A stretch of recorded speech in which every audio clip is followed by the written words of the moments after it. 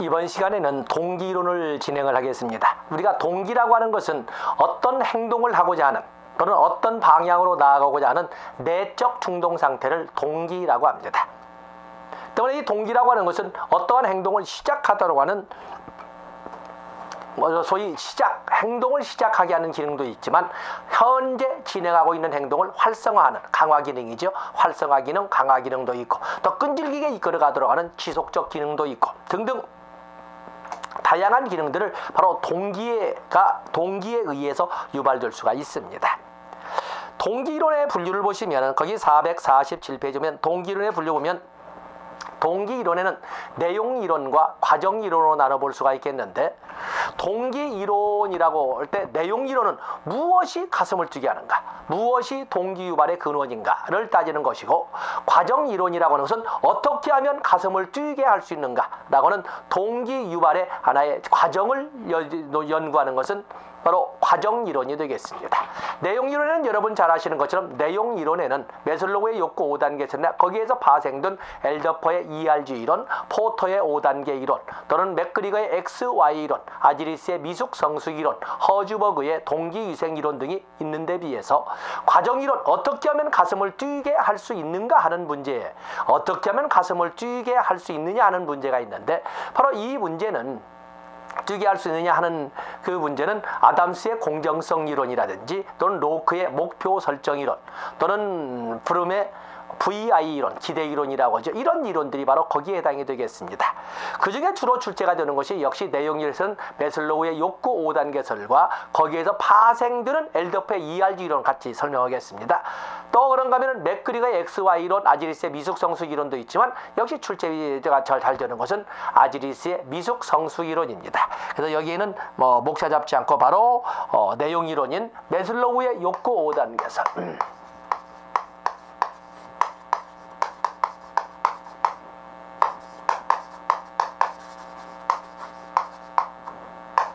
매슬로우의 욕구 5단계설을 여러분들이 보시면 매슬로우는 인간의 욕구를 저수준에서 고수준으로 5개 단계로 이렇게 나누지 않았습니까?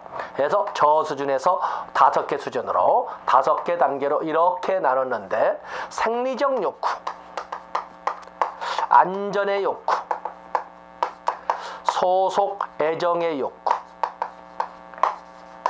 존경의 욕구, 그리고 자아 실현의 욕구로 이렇게 나누면서 크게 이를 대별해서 생리적 욕구부터 시작해서 존경의 욕구까지를 결핍의 욕구라고 크게 대별을 했고 그에 비해서 자아 실현의 욕구, 즉 자아 실현과 존경의 욕구 사이에 심미적 욕구, 인지행에 대한 욕구 같은 심미적, 인지적 욕구까지 포함해서 성장의 욕구라고 크게 이렇게 대별을 했습니다.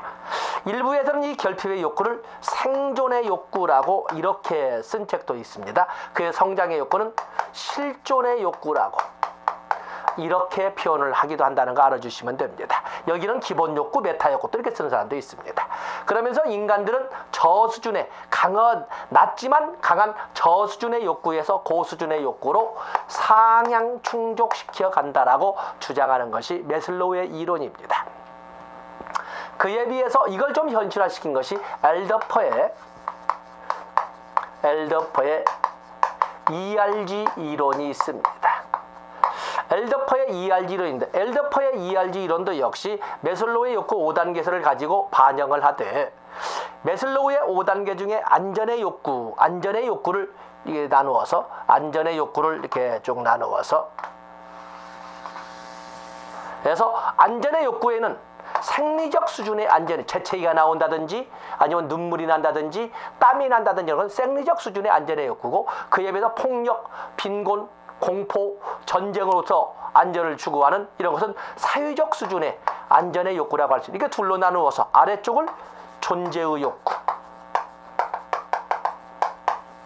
이게 existence needs 그리고 존경의 욕구 자존의 욕구를 존경의 욕구로 나누어서 이렇게 해서 여기에는 타인으로부터 존경받고 싶은 욕구, 스스로가 스스로를 인정하고 싶은 욕구로 이렇게 둘로 나누어서 타인으로부터 존경받고 싶은 욕구까지를 관계의 욕구, relatedness, needs, needs. 그리고 자존의 욕구와 자신의 욕구를 합쳐서 성장의 욕구, growth, needs. 이렇게 하면서 ERG 이론을 제시했던 거였어요. 그러면서 매슬로와는 다른 것은 인간들은 저수준에서 고수준으로 상향시켜 충족시켜 가기도 하지만 좌절퇴행이라고 표현한 것처럼 수염이 석자도 먹어야 산다라고 하는 하향 충족시켜가는 것도 있고, 실질적으로 모든 순간에 모든 인간들은 이러한 욕구를 동시 충족해 가고 있다라고 이렇게 표현하는 것이 엘더퍼의 ERG 이론이 되겠어요. 이 세 가지를 동시에 추구하되 어떤 욕구를 주된 욕구로 추구하느냐, 이런 차이가 있을 뿐이지 모든 욕구를 동시에 추구한다라고 보는 것이 엘더퍼의 ERG 이론입니다. 이런 이론은 모두 내용 이론이죠. 무엇이 여러분들로 하여금 저와 여러분들을 만나게 했는가? 무엇이? 자, 여기 볼 수 있죠? 보통 대부분들은 내가 존경받겠다라고 속 보이는 소리는 않겠지만은 다른 사람부터 무시받으면서 살고 싶진 않다라는 의지가 분명히 반영되지 않았을까라고 이렇게 보고 있습니다. 그래서 매슬로우의 욕구 5단계설과 엘더퍼의 ERG 이론을 447페이지, 448페이지를 같이 연결시켜서 봤습니다. 다음에 판서지 않습니다만은 거기 448페이지 맥그리거의 XY 이론이 있고 449페이지에 아지리스의 미숙성숙 이론이 나와 있습니다. 거기 맥그리거의 XY 이론을 이렇게 보시면 XY 이론, 조직 성원들의 역량 발휘를 통해서 조직 목표 달성의 효율성이 결정이 된다면 조직 성원들의 역량을 발휘하도록 어떻게 하면 동기를 유발시키느냐를 고민하다가 조직 성원들의 성향을 봤더니 크게 두 그룹으로 나눠지더라는 겁니다. 한 그룹은 자기 이익에 급급한 나머지 눈앞의 이익에 급급하고 자기를 우선시하고 회사보다 자기를 먼저 생각하는 이런 집단이 있는가 하면은, 어떤 집단은 자기보다 회사를, 자기를 낮춰서 타인을 배려하는, 스스로 움직이기를 좋아하는 이런 구성원들이 있더라는 것입니다. 전혀 다른 집단을 똑같은 동기 유발 전략으로 역량을 발휘하게 하는 것은 어렵다 해서 나온 것이 맥그리거의 XY 이론입니다. X이론적 인간관은 성악설적 인간군을 이렇게 설명하되 그에 알맞은 성악설에 입각한 조직 전략, 관리 전략을 설정을 했고, Y이론적 인간관에는 성선설에 입각한 인간관으로서 착한 인간을 대상으로 하는 스스로 자율 통제가 가능한 이런 집단을 대상으로 하는 관리 전략을 제시하는 것이 Y이론이 되겠습니다. 바로 이 X이론, Y이론 박스 넣어놨지요. 바로 그것은 아래에 있는 아지리스의 미숙한 존재로서 인간, 성숙한 존재로서 인간에서 나오는 그 인간들의 특징을 같이 연결시켜서 설명해도 아무런 하자가 없을 정도로 시험에 아주 유용한, 그래서 목차를 가능한 각계에서, 그래서 X이론, 성악설적 인간관, 성향과 관리 전략, 그리고 거기다가 미숙한 존재를 같이 연결시켜서 여러분들이 공부를 하셔도 아무런 하자가 없습니다. 그래서 공부는 전략만 알려드리고 넘어가겠습니다. 자, 중요한 것은 허스버그의 동기위생 이론이 되겠습니다. 허스버그의 동기위생 이론이 되겠는데,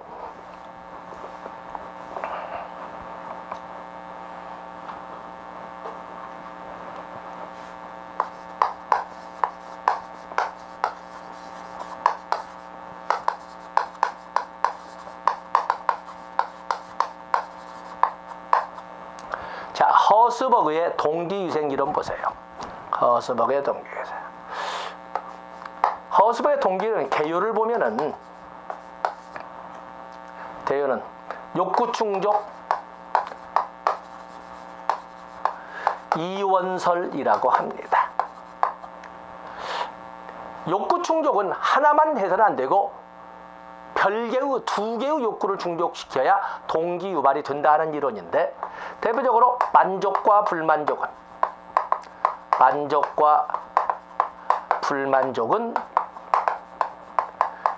별개의 차원이다. 이게 바로 핵심입니다. 별개의 차원이다. 그러면서 요인으로 동기 요인과 하이진 팩터, 위생 요인으로 이렇게 나누고 있는데, 동기 요인은 만족 요인이라고, 위생 요인은 불만족 요인이라고 합니다. 불만족 요인이라고 하죠. 만족 요인은 주로 일 그 자체, 일 자체에 관련된 요인이나 자기 성장에 관련된 요인은 만족 요인이라고, 불만족 요인은 인적, 물적, 환경 요인을 불만족 요인이라고 합니다. 직주 간의 거리, 집에서 회사까지의 거리라든지 보수액, 또 사무실 팀의 구성, 또 컴퓨터의 질, 뭐 이런 등등 인적 물적 구성 요소는 위생 요인, 불만족 요인. 월급이 적다라고 짜증나는 친구에게 월급을 올려준다고 해서 만족 요인인 동기 요인이 높아지겠느냐? 아니라는 것입니다. 단지 불만족 요인인 위생 요인이 줄어드는 것이지, 그렇다고 만족 요인인 일 자체가 재밌어지거나 자기 성장에 도움이 되거나 그러지 않는다는 것입니다. 양자는 별개이기 때문에 바로 그게 핵심입니다. 그래서 거기 보시면 449페이지에 모티베이션 하이진 시어리에서 동기 위생 이론에서 450페이지 서론에 썼던 말을 다시 결론에 쓰고 있지요. 두 요인은 전혀 별개이다. 두 요인을 동시에 충족시켜야 진정 조직 목적 달성의 효율성이 극대화될 수 있다라는 것이 하이바자면 이 동기 위생 요인에서 나오는 결론이 되겠습니다. 자, 이런 것처럼 메슬로우, 엘더퍼, 맥그리거, 아제리스, 허스버그는 동기 이론의 대표적인 겁니다. 그에 비해서 내용 이론의 대표적인 것이고, 그에 비해서 브룸의 VI 이론이나 아담스의 공정성 이론, 또 그러면 로크의 목표 설정 이론이라고 하는 것은 전부 과정 이론입니다.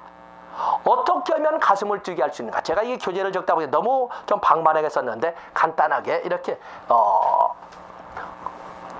보고 브룸의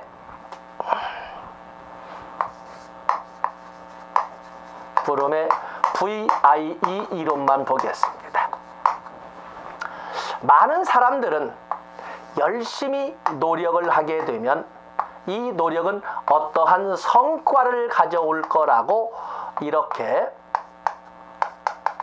성과 기대를 불러일으키면 가슴이 뛸 거라고 말을 하는데, 바로 브룸은 그걸 거부하는 거죠. 아니다. 이건 이미 노력하기 전부터 열심히 하면 합격, 이 보통 우리가 하는 성과가 합격이죠. 합격. 누가 모르는 사람이 누가 있느냐? 이건 다 안다. 이 성과가 나에게 어떠한 보상을 가져다 줄 것인가? 이 나에 대한 보상은 미래죠. 미래. 어떠한 보상을 가져다 줄 것인가는 보상 기대까지 불러일으켜야 가슴이 뛴다. 진짜 가슴을 뛰게 하는 것은 이 보상, 이게 바로 유인가, 밸런스라는 거죠. 유인가. 이 성과라고 하는 것은 하나의 수단에 불과하다는 거예요. 그래서 거기에 보면은 밸런스, 인스트루먼털리티, 그리고 여기 나오는 기대,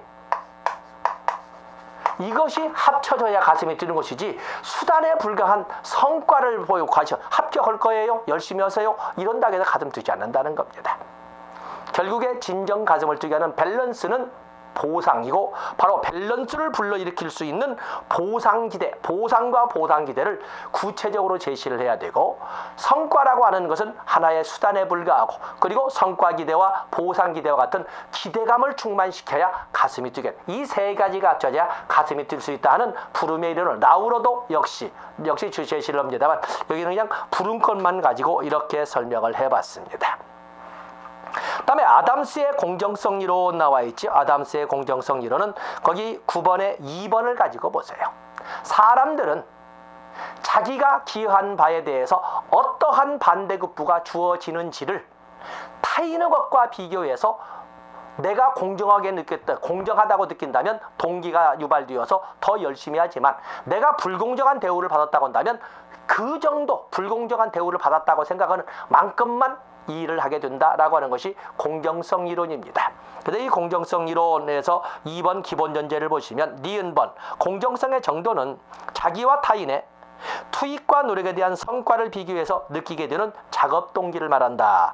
그래서 나이도 투입 요인, 또 자격증도, 학력도, 뭐 이런 것들이, 또 뭐 결혼 여부도 다 이런 것이 투입 요인. 그런 것이 배려된 반대급부가 온다면 그런 것이 배려된 반대급부가 타인의 것과 비교했을 때 내가 공정하게 하다고 아니면 내가 후하게 받았다고 한다면 더욱더 분발하게 되고, 그러지 않는다면 오히려 할 수 있는 능력마저도 발휘할 수 있는 능력마저도 줄이게 된다 하는 것이 아담스의 공정성 이론, 균형 이론이 되겠습니다.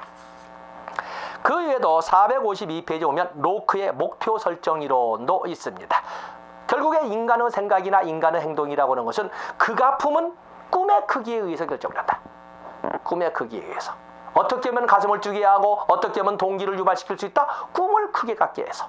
바로 그것이 로크의 목표 설정 이론이 되겠습니다. 그래서 의 보시면 되겠고, 거기 3번 교육적 시사점, 구체적이며 도전적이고 자발적으로 수용된 목표, 그리고 달성에 대한 피드백이 있는 목표가 성과를 유지한다. 그래서 뚜렷하고 긍정적이며 업그레이드되어가는 목표를 자꾸 만들어줘야 꿈을 꾸는 것이지, 여전히 현상 유지나 오히려 양보하는 축소되어가는 꿈을 위하면 가슴이 뛰게 되지 않는다라고 하는 것이 로크의 목표 설정 이론, Boys be ambitious, 바로 로크의 목표 설정 이론이 되겠습니다. 다음에 토마스가 제시했던 갈등 해결 모형은 선생님들께서 이게 제시를 하고 있습니다만, 여러분들은 시험 직전에 한번 보시면 되겠고, 이제는 454페이지 교육 기획으로 넘어가도록 하겠습니다. 우리가 기획, 어떤 분들은 기획과 계획을 구별하지 않기도 하고, 그래서 그냥 여러분들도 무관하게 그냥 기획, 계획 구별 없이 이렇게 쓰셔도 된다고 생각하겠습니다. 거기 보시면 교육 기획이란 교육 목적을 달성하기 위해 미래의 행동에 대한, 미래가 초점이지요. 교육 목적을 달성하기 위해 미래의 행동에 대한 최선의 대안을 선정하는 일련의 의사결정 과정을 기획이라고 하는데, 자, 별표할 것은 교육기획의 성격입니다. 교육기획을 포함한 기획은 모두 목표지향적이고 미래지향적이고, 3번은 도덕적으로 쓴 것이고 4번에 계속적이며 동태적 과정입니다. 3번과 4번은 3번과 5번은 안 적어도 되겠지요. 목표지향적이다, 미래지향적이다, 동태적 과정이다. 그래서 교육기획 보시면 됩니다. 다음에 교육기획의 접근 방법 3가지가 나와 있네요. 교육기획, 자, 거기에다가 있는데 지금 이 3가지에다가 제가 국제적 비교까지. 교육기획의 접근 방법에는 인력수요 접근법, 그렇죠? 국가수요 접근법, 수익률 접근법, 국가비교법 등등 많은 방법들이 이렇게 존재를 합니다. 그래서 여러분들이 교육기획을 보면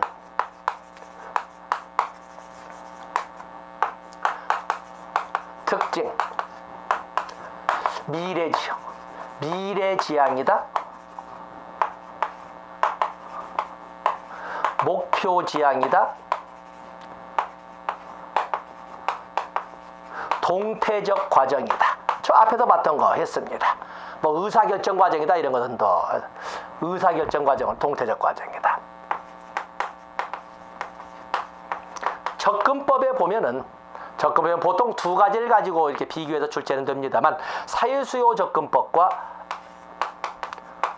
여러분들 보면은 455페이지 나와 있지요. 사회수요 접근법과,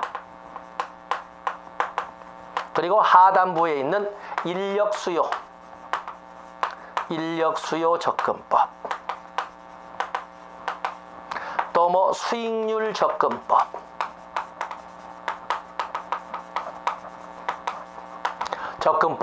그 외에도 국제비교법, 국제적 비교에 의한 접근법, 이런 등등이 많이 있습니다.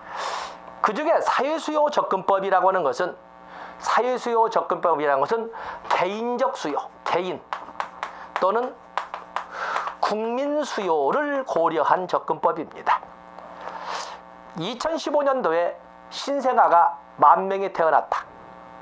그렇다면 2022년에는 초등학생이 10,000명이 생긴다는 것인데, 그렇다면은 2022년에 10,000명이 초등학생인다면 2017년이냐 2018년에는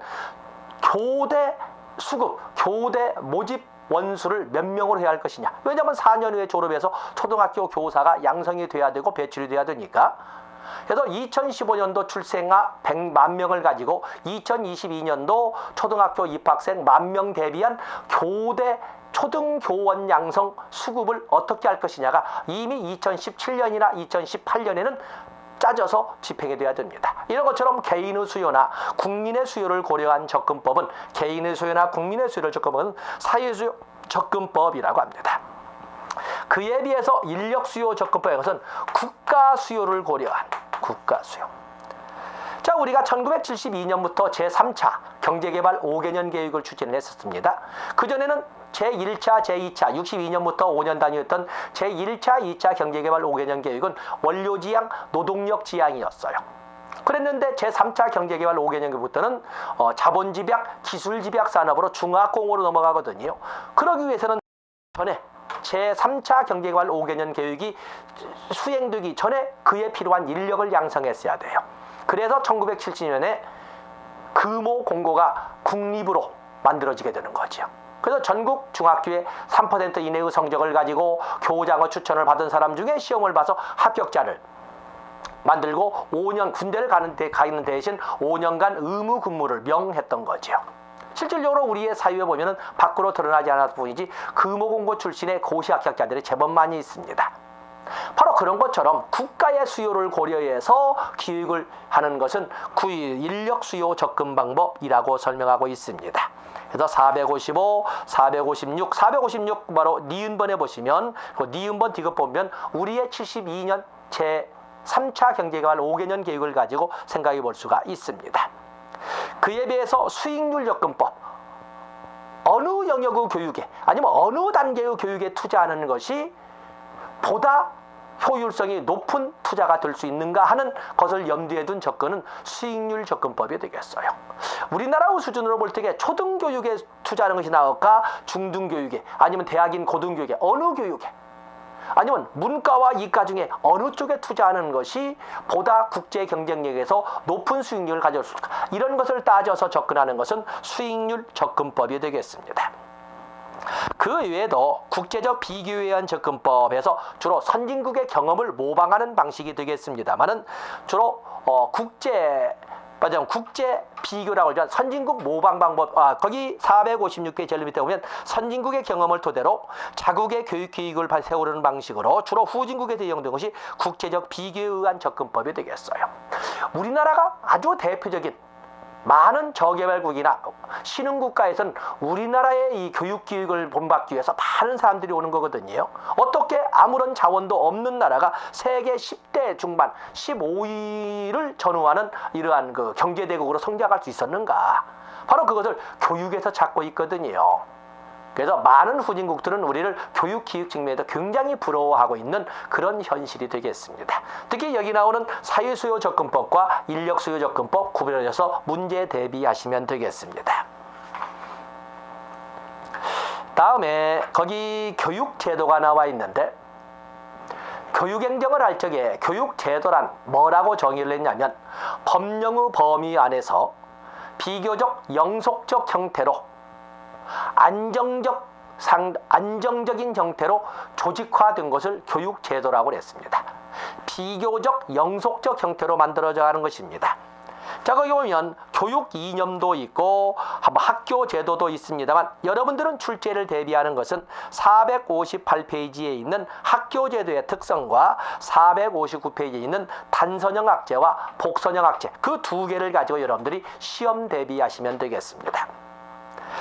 거기 학교제도의 특성을 보면은 전국의 모든 학교가 전체적으로 국민교육제도를 구정하고 있다는 점에서 직권성을 가지고 있다.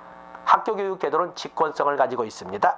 또 학교교육제도는 학령, 말하자면 입학 연령이라든지 교사의 자격이나 학교교육의 커리큘럼이나 형태 이런 것이 거의 울릉도에서 제주도에서 문산, 파주, 도서벽지까지 다 똑같다고 할 때는 획일적인 형태를 가지고 있습니다.